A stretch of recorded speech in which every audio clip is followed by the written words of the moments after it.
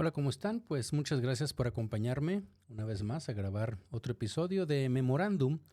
Y bueno, como ya se dieron cuenta por el título, este tiene que ver con algo realmente no muy complicado, pero no quisiera que se interpretara como que es para radiólogos intervencionistas o para otro tipo de médicos, porque la verdad es que creo que, bueno, muchos médicos y en particular nosotros los radiólogos, de alguna manera, pues estamos por un lado entrenados para un acceso vascular a través de ultrasonido.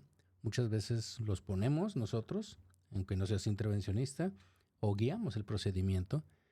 Y bueno, definitivamente la gran mayoría de las veces vemos los estudios de imagen, ya sea una radiografía, una tomografía computada, en donde se presenta un catéter venoso central y bueno, habría que evaluarlo o que contribuir. La idea de platicar con ustedes este artículo hoy es que se me hizo interesante porque vienen sugerencias de cómo nosotros podríamos, digamos, de alguna manera ayudar, influir en la decisión de qué tipo de catéter probablemente fuera el mejor para un paciente en particular, ya sea el momento de que estemos ayudando, al momento en que estemos interpretando y sabiendo, por ejemplo, como me sucedió, que viendo que el paciente ya tenía más de un mes de antibiótico y con un catéter que probablemente no hubiera sido el más adecuado, pues entonces sugerir que se cambie el catéter o desde el principio sugerir un catéter de otro tipo. Entonces ese básicamente fue el razonamiento por el cual quise platicarles sobre este estudio. Entonces,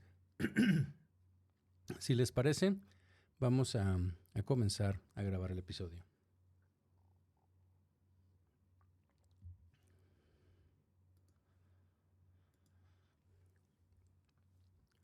Cuando pensamos en errores médicos, muchas veces vienen a la mente diagnósticos incorrectos, tratamientos fallidos o complicaciones quirúrgicas.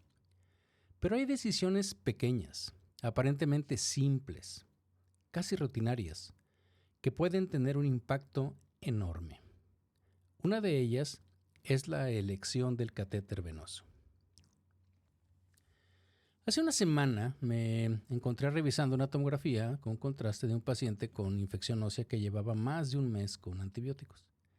Tenía un catéter central colocado, pero cuando fui a ver la nota clínica descubrí que en las indicaciones nunca especificaron qué tipo de acceso central necesitaba este paciente. Y ahí me quedé pensando, ¿cuántas veces colocamos un PIC por inercia sin detenernos a pensar si realmente era el más adecuado o algún otro tipo de catéter? Así que me puse a leer y encontré un artículo reciente, muy reciente, publicado en JAMA por el Dr. Vinay Chopra. Es un artículo, la verdad es sencillo, pero me gustó mucho porque está claro, bien estructurado y que resume lo que sabemos y lo que deberíamos tener presente al momento de elegir un acceso venoso de mediano a largo plazo. Y ese es el tema de este episodio de Memorándum. Vamos a hablar de los catéteres centrales, de los PICs, de los ports, de los catéteres tunelizados, pero no desde la técnica, sino desde la evidencia. ¿Qué catéter usar? ¿Cuándo? ¿Por qué? ¿Qué riesgos asumimos cuando no elegimos bien? Así que si trabajas en un hospital, si formas parte de un equipo clínico o si simplemente te interesa entender mejor cómo estas pequeñas decisiones influyen en los grandes desenlaces, quédate. Este episodio es para ti. Soy Memo Elizondo y les doy la bienvenida una vez más a Memorándum, un espacio en donde, como ustedes saben, revisamos artículos científicos, prácticamente todos ellos del área de nuestra especialidad, de la radiología, y que se publican en revistas de nuestra especialidad, pero en muchas ocasiones, como a ustedes les consta, pues he platicado con ustedes, como es el caso de hoy, de artículos que se me hacen interesantes que aparecen en otras revistas, editoriales, artículos de opinión, en fin, pero que creo que de alguna manera impactan nuestra práctica. Y bueno, hoy vamos a revisar un artículo muy reciente publicado en JAMA el 25 de marzo y cuyo título en español sería Selección de un catéter venoso para uso a mediano y largo plazo. Como siempre, les dejo el link del artículo para los que estén interesados en leerlo en las diferentes plataformas donde publico Memorándum y obviamente en la página de memorandum.mx. Bueno, como siempre, vamos a poner esto un poco en perspectiva. Bueno, como ustedes saben, pues la elección del acceso venoso adecuado para un paciente que va a recibir tratamiento intravenoso durante semanas o meses, pues no es una decisión trivial. De hecho, es una de esas decisiones clínicas que, aunque a veces se toman, digamos, de una forma como muy automática, pues pueden marcar una diferencia importante en la evolución del paciente. En el episodio de hoy vamos a revisar la mejor evidencia disponible para ayudar a decidir entre un catéter de línea media, un catéter venoso central, un PICC, ahorita les digo qué es para los que no estén familiarizados con esto, un catéter tunelizado o un PORT. Vamos a repasar 4 escenarios frecuentes en los que tenemos que tomar esta decisión. Y bueno, el primer escenario sería una terapia de antibióticos de corta duración, aquella que se define como de 30 días o menos. Eso ya está estandarizado. Y tradicionalmente, el acceso venoso periférico pues es el PICC, ¿sí? El PICC quiere decir Peripheral Inserted Central Catheter, catéter central de inserción periférica. Son catéteres que se pueden poner pues muchas veces en la cama del paciente, pero que necesitan control fluoroscópico. A veces si lo estás pasando no pasa muy bien porque si el paciente tiene rotado el cuello, si está intubado, a veces se queda en la subclavia. En fin, son cosas técnicas que no voy a meterme o tratar de no meterme porque, bueno, pues son de las cosas que hacemos los intervencionistas, pero finalmente no necesitas un radiólogo intervencionista para ponerlo. La mayoría de las veces lo ponemos nosotros, creo, pero siempre necesitas un control de alguna manera, ¿no? Entonces, este es el catéter, digamos, preferido, el estándar en este tipo de situaciones, pero en los últimos años los catéteres centrales, o los que en Estados Unidos le llaman los midlines, líneas medias, pues han ganado mucha popularidad, han mejorado bastante comparado con lo que eran los catéteres centrales hace unos años. Y estos definitivamente pues son más fáciles de colocar, no requieren ninguna confirmación con imagen porque de alguna manera son centrales, pero llegan hasta la axilar, hasta la subclavia, no llegan más allá, entonces no tienes que medirlos, no tienes que ver si se fue para la yugular, si se fue para la vena cava superior, si está muy metido, en fin. Y la verdad es de que prácticamente todos ellos pues pueden insertarse en la cama de paciente, en las unidades ambulatorias, y lo más importante, que ahí es donde vamos a empezar a meter algunos datos, es que tienen menor riesgo de infección sanguínea comparados con los PICCs. ¿Y qué dice la evidencia? ¿Por qué les digo esto? Pues fíjense, bueno, ya ahí viene el artículo y ven todas las referencias. Pues un estudio multicéntrico de más de 10,000 pacientes comparó directamente los catéteres centrales, estos que les estoy platicando, con los PICCs en tratamientos de corta duración, es decir, aquellos que tienen menos de 30 días, como les decía. ¿Cuál fue el resultado? Pues prácticamente la misma tasa de trombosis, 1.3 con los catéteres centrales, 1.4 con los PICCs. Pero hay un dato que es interesante porque también existe otro artículo, otra revisión sistemática, que encontró que colocar el central en la vena subclavia reduce el riesgo de trombosis comparado con la vena axilar. De hecho, en la subclavia el riesgo es de 1.5 y en la axilar es de 2.4. Cuando hacemos la combinación de las dos, pues probablemente nos da por ahí arriba el 1.3 que decíamos que estaba en este otro estudio que no fue la revisión sistemática y que incluyó 10,000 pacientes. La mayoría de las veces estos catéteres 15-18 centímetros pues quedan más o menos en la subclavia. Pero ojo, no todo es perfecto con los centrales, porque hubo un estudio que también viene ahí aleatorizado que mostró que fallan más a menudo antes de completar el tratamiento. ¿Okay? Eso tenemos que tenerlo claro también. La tasa de remoción prematura fue 3 veces mayor que con el PICC. Los datos son, para cerrarlos, 10 por cada 1,000 días de catéter en los centrales, en los centrales, comparado con 4 en el grupo de los PICC. ¿Okay? Aún así, para antibióticos que no son irritantes, o sea, como la vanco, o básicamente para cosas así de ese tipo, Y en tratamientos, como les digo, menos de un mes, el central sigue siendo o es una excelente opción. No digo que el PIC no lo sea, simplemente el otro es mucho más fácil de colocar, no necesitamos comprobación de imagen, simplemente es poner como un yelco grandote, por así decirlo. El segundo escenario es la terapia prolongada o con medicamentos que son irritantes.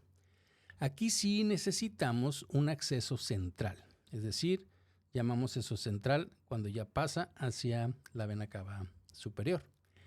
Y los PICs pues siguen siendo la opción de referencia, definitivamente. Pero no, fíjense que cuando pensamos en PIC, y a mí me ha pasado y he escuchado muchas veces, generalmente lo que preferimos, dices, bueno, si ya le voy a poner un catéter, pues que sirva para muchas cosas, que sirva para pasarle la nutrición parenteral, el antibiótico y la otra línea, o sea, un trío, y la otra línea para sacarle sangre, ¿no? Pues resulta que la evidencia es contundente que mientras más lúmenes tiene el catéter, más riesgos tiene. Hay un metaanálisis de más de 30,000 pacientes que mostró que los PICs de múltiples lúmenes tienen casi el triple de riesgo de infección que los que tienen un solo lumen. Y no es porque tengan tres, no es porque, sino es simplemente porque estamos usando para tres cosas, ¿no? Entonces, obviamente, pues se multiplica el riesgo. Y sobre la trombosis, pues otro metaanálisis que analizó, fíjense, casi 55,000 casos, encontró una relación directa entre el calibre del PIC, ya no el lumen, el calibre del PIC y el riesgo de trombosis. Claro, generalmente entre más grueso tenemos más lúmenes, o al revés, entre más lúmenes generalmente es más grueso. Pero a veces pensamos que para lo que le vamos a pasar, nutrición, en fin, le ponemos uno más grande. Fíjense, por ejemplo, un catéter 3 French, que es delgadito, tiene el menos del 1% de que ocurra este riesgo de trombosis, comparado como si le ponemos uno del 6 French, tiene 10% de trombosis.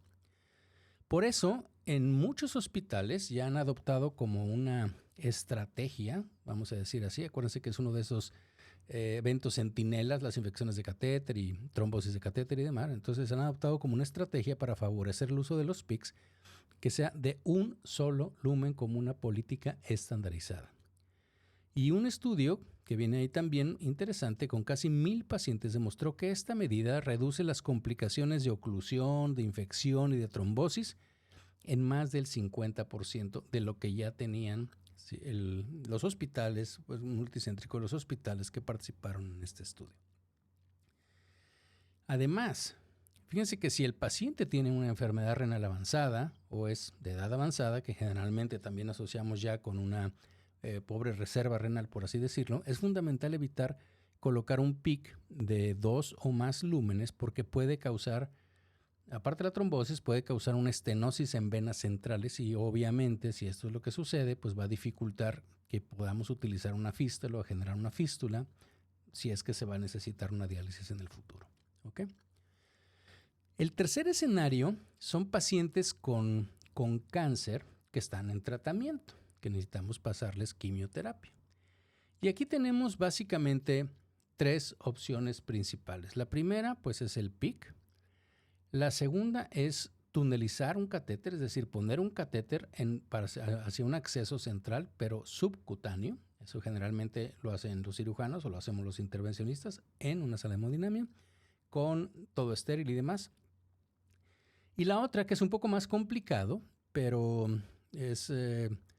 ahorita vamos a ver sus ventajas, es el reservorio, el que está implantado y que lo conocemos mejor como port. Son esos como tamborcitos que han visto subcutáneos, que típicamente se ponen en las pacientes, por ejemplo, en donde se le hace una mastectomía. Además, acuérdense que tienen que ponerse del otro lado, porque del lado donde lo pusieron va a haber radiación, cambios en la piel y demás.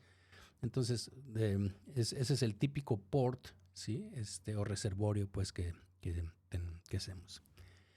Hay un estudio en este contexto, pues, en este escenario de pacientes que están, pacientes oncológicos, que eran tanto como tumores sólidos como hematológicos. El estudio se llama CAVA, como la vena cava, porque es por las siglas en inglés de Cancer and Venous Access. Y este estudio incluyó más de 1,000 pacientes oncológicos, como yo les decía, de todo tipo, y comparó estos tres dispositivos, ¿sí? Los PICs, los catéter tunelizado y el reservorio. ¿Y quién creen que fue el ganador? Pues ya se lo imaginaron por lo que les dije hace ratito, pues el PORT.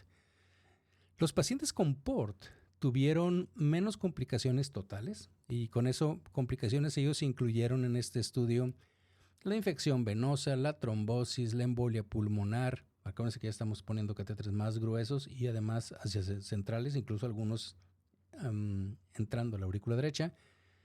Y también una complicación puede ser la incapacidad para aspirar sangre o la falla mecánica, ¿no? O sea, no puede funcionar. Entonces, estas complicaciones fueron 29%, o sea, tampoco es baja, 29% para los PORT, pero 43% en los catéteres tunelizados y 47% en los PICCs. Claro, la mayoría de estos PICCs, por las características que les platico, son PICCs que eran trilumen. Y la otra cosa, también analizaron, por ejemplo, que se retiraron con menor frecuencia los PORT. Solo 24% de los PORT que fueron removidos, comparado, por ejemplo, con el 38% de los PICCs. Eso sí, lo que sugieren ellos, acuérdense que les dije que eran pacientes oncológicos, de tumores sólidos y hematológicos, al menos así los dividieron también. En pacientes con trombocitopenia, generalmente aquellos que tienen problemas hematológicos, como las leucemias agudas, pues muchas veces se prefiere el PICC por seguridad durante la colocación. Ahí no tienes problemas con sangrado y demás, es como poner un acceso periférico, un Jelco, pero grande, claro, dirigido, obviamente todo estéril y demás, pero dirigido por imagen. Y el cuarto escenario, pues son pacientes que reciben nutrición parenteral total. Y aquí hablamos de una de las terapias con mayor riesgo de infección del torrente sanguíneo. ¿Ok? ¿Por qué? Por su alta osmolaridad, por la necesidad de una infusión prolongada, por las mismas características de las sustancias que estamos poniendo. Y en este caso, se recomienda evidentemente un acceso central que sea confiable y que sea duradero, si esto va a ser el caso. Y hay una revisión sistemática que comparó los PICCs contra los catéteres tunelizados en términos de infección, y el PICC tuvo menos casos de infección, pero más eventos trombóticos que el catéter tunelizado. Entonces, es una cosa por otra. Por eso la recomendación práctica es, digamos, la siguiente. Si se espera una duración menor a 4 semanas y el paciente tiene bajo riesgo de trombosis, pues yo creo que, bueno, y lo que viene ahí, no es lo que yo creo, lo estoy platicando el artículo, pero estoy también de acuerdo, el PICC es lo más razonable. Si se anticipa que hay un tratamiento que sea más largo o que hay un riesgo de trombosis que sea alto, pues mejor optar por un catéter tunelizado. Entonces, vamos a resumir todo esto, ¿ok? Para antibióticos de corta duración, el central es una opción segura, cómoda y bastante eficiente. Para terapias irritantes o tratamientos prolongados, el PICC debe ser de un solo lumen y el calibre más pequeño posible para lo que estemos infundiendo. En oncología, el PORT es el dispositivo con menos complicaciones a largo plazo. Y para la nutrición parenteral total, elegir entre PICC o catéter tunelizado depende del tiempo y del riesgo trombótico que tenga el paciente. Como radiólogos, muchas veces nosotros, como les comentaba, pues participamos ya sea en la colocación, porque todos de alguna manera tenemos entrenamiento para esto, aunque no seamos intervencionistas, todos manejamos un ultrasonido. Todos podemos ayudar en la colocación, ¿sí? Si es que lo va a hacer alguien más, el anestesiólogo, el cirujano, en la colocación. Seguro que vamos o que podemos participar en la verificación de la localización final de estos dispositivos. Y en muchas otras ocasiones, pues simplemente los vamos a ver. O sea, prácticamente, si lo vamos a hacer donde estemos trabajando, pues vamos a ver una tomografía, una radiografía de control, en donde control de catéter puede ser, o que estemos, como en el caso que les platicaba en un principio, que estemos viendo otra cosa y que sale el catéter ahí, ¿no? Entonces, yo creo que de alguna manera, si nosotros conocemos esta evidencia, podemos participar activamente en la toma de decisiones clínicas, sugerir, prevenir complicaciones y de alguna manera contribuir a una medicina, obviamente, que sea más segura y centrada en el paciente. Porque al final se trata de eso, ¿no? De usar el conocimiento para decidir mejor. ¿Ok? Pues bien, entonces, elegir un catéter puede parecer pues una decisión bastante técnica, casi mecánica, pero como hemos visto hoy, pues es mucho más que eso, es una oportunidad que nosotros tenemos para prevenir una infección, para evitar una trombosis o para facilitar la adherencia al tratamiento en algunos casos en los que eso es lo que estemos buscando. Por ejemplo, si en un momento determinado se vaya a necesitar también en el futuro, algún día el paciente tenga diálisis, hay que proteger entonces ese acceso vascular. La medicina basada en evidencia, bueno, lo hemos platicado anteriormente, no se trata solo de leer artículos, es llevar ese conocimiento a la práctica clínica, es hacer preguntas, es decir, con intención y conocimiento, con un propósito. Así que la próxima vez que alguien proponga colocar un PIC o un paciente esté por iniciar nutrición parenteral total, pues detente un momento y pregúntate, ¿es la mejor opción para este paciente en este momento? Sobre todo si tú eres el que vas a colocar el catéter. Porque al final no se trata solo de catéter, se trata de cuidar, se trata de anticipar, de hacer lo correcto, incluso cuando nadie te está viendo. Muchas gracias por acompañarme en este episodio de Memorándum. Si te pareció útil, por favor, compártelo con tus colegas. Como siempre, déjame tus sugerencias, tus comentarios, tus preguntas en las diferentes plataformas donde publico Memorándum o en memorandum.mx. Siempre leo, siempre aprendo mucho y trato de darle seguimiento a prácticamente todas las preguntas o sugerencias que ustedes me hacen. Y bueno, si quieres seguir explorando la medicina desde un enfoque un poco reflexivo, crítico y basado en evidencia, pues bueno, nos escuchamos en el próximo episodio. Muchas gracias. Ustedes que se quedaron conmigo en el canal, pues muchísimas gracias. También espero sus comentarios aquí abajo. Por favor, suscríbanse, distribuyan el episodio si les parece interesante a sus colegas. Y bueno, nos vemos en la próxima.